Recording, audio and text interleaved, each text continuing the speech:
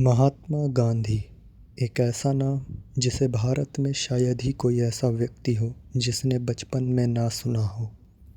2 अक्टूबर 1869 को पोरबंदर में जन्मे मोहनदास करमचंद गांधी भारतीय स्वतंत्रता आंदोलन के सबसे प्रमुख नेताओं में से एक बने। सत्य, अहिंसा और सत्याग्रह उनके सार्वजनिक जीवन की पहचान रहे। लेकिन आज हम गांधी जी के राजनीतिक जीवन की बात नहीं करेंगे। आज सवाल कुछ और है।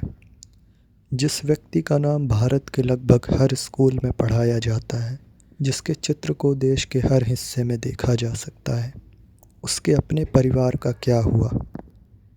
क्या गांधी जी के वंशज आज भी मौजूद हैं?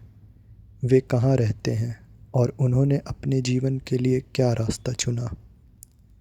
इसका जवाब जानने के लिए सबसे पहले हमें गांधी जी के परिवार की अगली पीढ़ी से शुरुआत करनी होगी।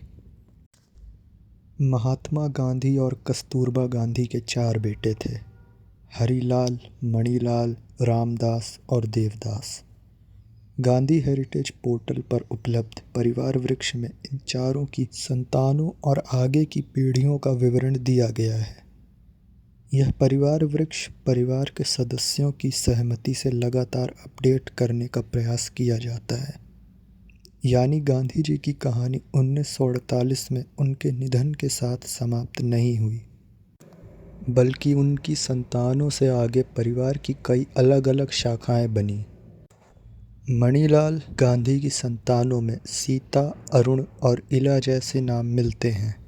रामदास गांधी की संतानों में सुमित्रा, कनु और उषा का उल्लेख मिलता है। देवदास गांधी के परिवार में तारा, राजमोहन, रामचंद्र और गोपाल कृष्ण जैसे नाम दर्ज हैं। वहीं हरिलाल गांधी की संतानों में रामी, कांतिलाल, रसिक और मनु का उल्लेख मिलता है। लेकिन यहाँ एक दिलचस्प बात सामने आती है। गांधी जी के वंशजों में से हर कोई राजनीति में नहीं गया।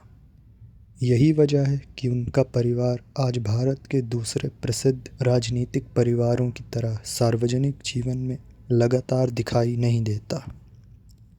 गांधी जी के बाद की पीढ़ियों में अलग अलग लोगों ने पत्रकारिता, सामाजिक कार्य, शिक्षा और अन्य क्षेत्रों में अपना जीवन बनाया और उनके परिवार की कुछ शाखाएं भारत के बाहर भी पहुंची।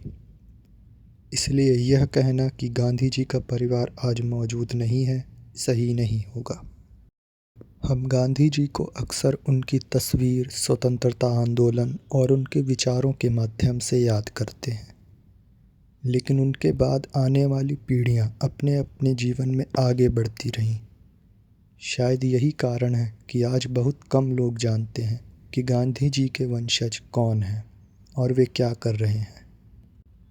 इतिहास में किसी महान व्यक्ति का नाम बहुत बड़ा हो सकता है, लेकिन उसकी अगली पीढ़ियां ज़रूरी नहीं कि उसी प्रसिद्धि के साथ जिएं। महात्मा गांधी के परिवार की कहानी भी कुछ ऐसी ही है। गांधी जी इतिहास का हिस्सा बन गए, लेकिन उनका परिवार इतिहास में वहीं रुक नहीं गया। उनकी कई पीढ़ियां आगे बढ़ीं, अलग अलग जगहों पर बसीं और अपनी अलग पहचान बनाई। और शायद यही इस कहानी की सबसे दिलचस्प बात है।